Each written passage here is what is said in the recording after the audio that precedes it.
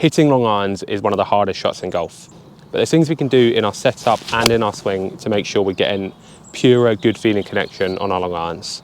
The first thing I'd say when it comes to long irons is to ask yourself whether you really need long irons in the bag.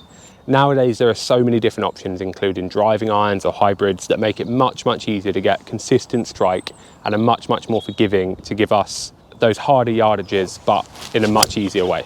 But you didn't come here for me to tell you to spend £200 on a new hybrid. So if you do want to know how to hit your long irons, this is how I go about doing it. Our setup remains fairly similar to how I'd set up for a mid-iron shot, which for say a 7-iron would be ball in the middle of the stance, feet about shoulder width, toes turned out a little bit, weight 50-50, really standard, good, solid posture and setup. The way this changes slightly is I'm going to move the ball a little bit further forwards in my stance. I might choose to widen my stance a little bit because it's a longer club, therefore the length of arc is going to be a little bit longer. I'll start to alter my foot and shoulder alignment ever so slightly to the right.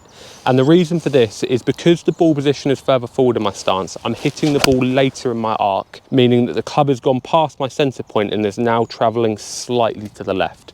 I need to offset this ever so slightly with my feet, but aiming them a tiny bit further to the right than I would for my 7-iron. From there, I think it's really important to make sure we're releasing the club correctly and to make sure that we're following through and getting onto our front foot. And the reason this is so important for a long iron, and the reason a lot of amateur golfers struggle with long irons, is a lot of time release looks too much like this. So what you can see I've done here is I haven't transferred my weight as well as I could, and I've released the club a little bit early, so the club head here is sort of over my hands, and I'm actually adding loft to my long irons. This is why you often get the feedback that you might hit your long irons a very similar distance to how you hit your 7-iron, but to get the most out of your long irons, you need to release the club with your hands ahead and a little bit of shaft lean at impact. The way I practice this is just to feel the release in some short swings, and what it looks like is releasing the club into the ground with quite active hand movement, but making sure I'm doing that from a position where my handle is ahead of the club head. The way this doesn't look, which I oftentimes see people do when they're trying to get shaft lean, is really moving the hands forward like this, because that's going to make it easy to get thin shots. It's going to do a lot to open the face, so you're going to expect sort of thin shots off to the right. It definitely doesn't look like this, which is the release I probably see more often, which is adding loft to the club. It's going to mean your long irons go a similar distance to your 7-iron. It's active release, but it's leading with my handle.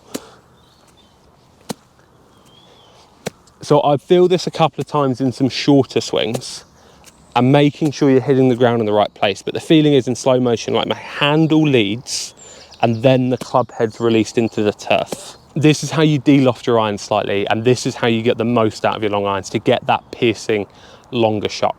The other thing I said earlier is to make sure we're transferring our weight. And again, if we're releasing the club too much this way, then it's unlikely we're going to transfer our weight too much onto the front foot. So you want to feel with this release like your weight is going forwards towards the target. So my progressed short swings now will look not only like I'm releasing with the handle leading, but also I'm transferring my weight onto my front foot and finishing it in a slightly bigger position. Initially, I would practice this with some short swings, but a full follow through, because it's quite hard to get the feeling of release. It's quite hard to get the feeling of weight transfer. So initially your short swings might look a little bit like this.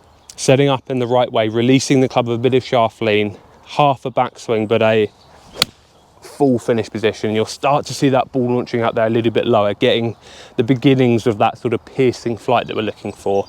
And as you get a good feel for this, which will take a bit of time, so I wouldn't rush into this, we're gonna start to feel the same release, but now in a full backswing. Okay, so I'm going all the way back, releasing the club and finishing in that big full finish position. So it should hopefully look something a little bit more like this.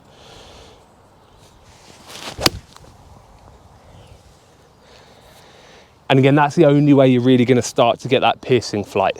So my advice for long irons is initially just to look into whether or not you really need a long iron, or whether a driving iron or a hybrid or something a bit more forgiving is going to be better for you.